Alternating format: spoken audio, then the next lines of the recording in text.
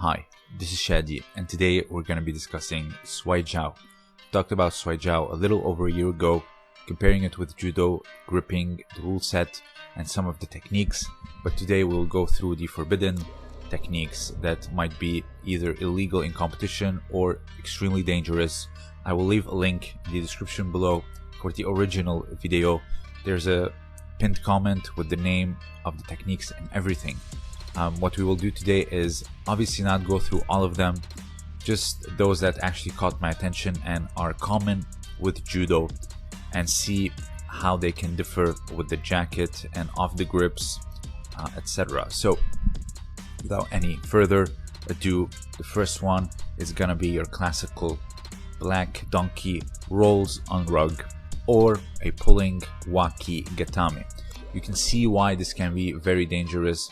An immediate hansokumake or an elimination, because of the fact that you are exploding down, putting pressure on the elbow, and there's no room to tap, and you can easily just shatter someone's arm.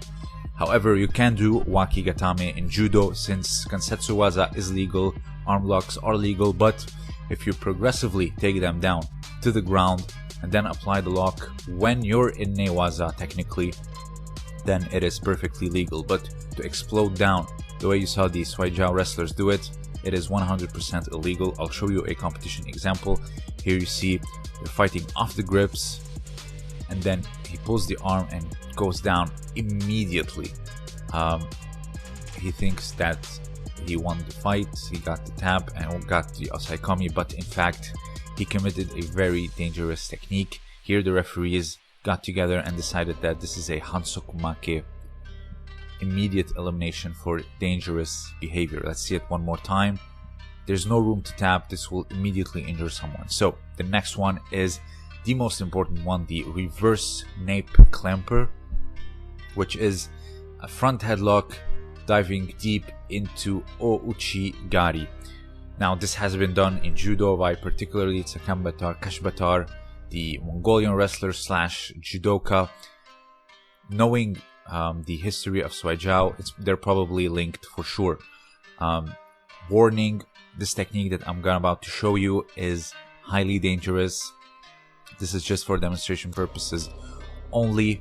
Even fighting films warn, so this isn't an instructional. So here he goes from the underhook with his left arm, pulls, and then gets a chin strap and not a headlock actually. So the reason why a chin strap, because first of all he's not wrapping the neck tightly, and also he turns his head to the side with the chin strap, flaring his elbow upwards, which minimizes a lot of the downward pressure on the neck. So the danger of this is it's a spine lock or a spine snap basically, and you can easily injure someone, paralyze them, or even cause death. So again, please be careful with this. The chin strap, of course he had to do this chin strap because it's illegal to grab the head in a front headlock for safety reasons.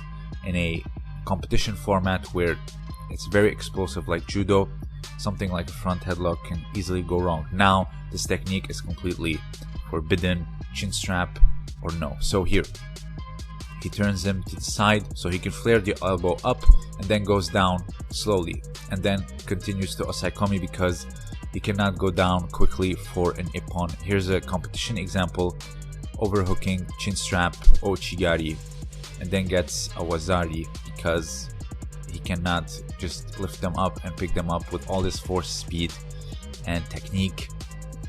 You can consider this an ippon also, but you need to go down slowly. But for safety reasons, you cannot do this anymore. This one here is your drop kosoto gake. From what I understand is that off the grips you cannot attack in Shuai Jiao. You need to have your grips. Here you see a drop kosoto by Oruzhov, completely legal in Judo. Let's see another example here. From the grip, a bear hug almost, kosoto gake, you drop down, a grip down the back, you hook, and you drop down for the ippon. The next one is a drop osoto otoshi, called outside single-legged hook, and it's attacking off the grips. You are just putting your hands on your opponent's and attacking. Here you see a competition example in judo by Peter Palchik. He's very famous for this one.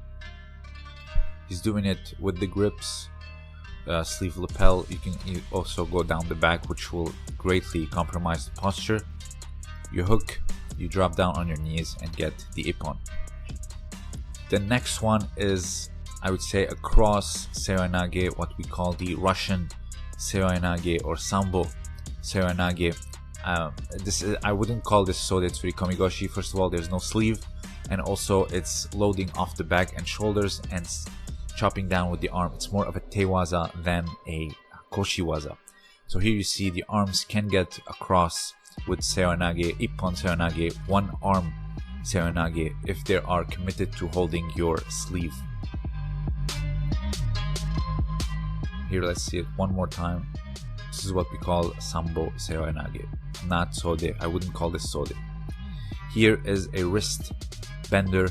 Now, in judo, wrist locks standing and on the ground are prohibited, so I would understand why in the stand-up of someone committing to their grips, and of course the explosive format of the fight, a lot can go wrong. So in the stand-up is very dangerous. So spoiler alert, against Rokas Aikido versus Judo, I got caught in a kotegeshi and it hurts like hell. So here is what it's called, the mouth twister, and it's simply a hiza guruma, but without the grips. It's simply pushing the face, hence the name, mouth twisting, and you wheel them off their knee by blocking it with your leg. So you can see the similarities, but the approach differs. Off the grips, dropping down, not so much kumikata, kuzushi, tsukuri, and kake, but it's more of gripping with your bare hands and then going for it. So this is a very interesting approach. Now, the history of Shuai Jiao is highly controversial. There is Mongolian in it. I had a podcast with Lavelle Marshall. He talked in depth about this. Modern Shuai Jiao has a lot of Mongolian roots in it, so this is why I was wondering about the Tsakambatar, Kashbatar, or Chigari, if it's from his Boch background that actually got into judo, because a lot of his judo has his Boch background. I've explained this. I will link the Shuai Jiao video that I did a year ago, and of course the Mongolian Judo video that I did over a year ago. You can check them out. So if you have anything else to add, please let me know down below. Consider supporting me on Patreon for exclusive content. This was Shadi, and thank you for listening.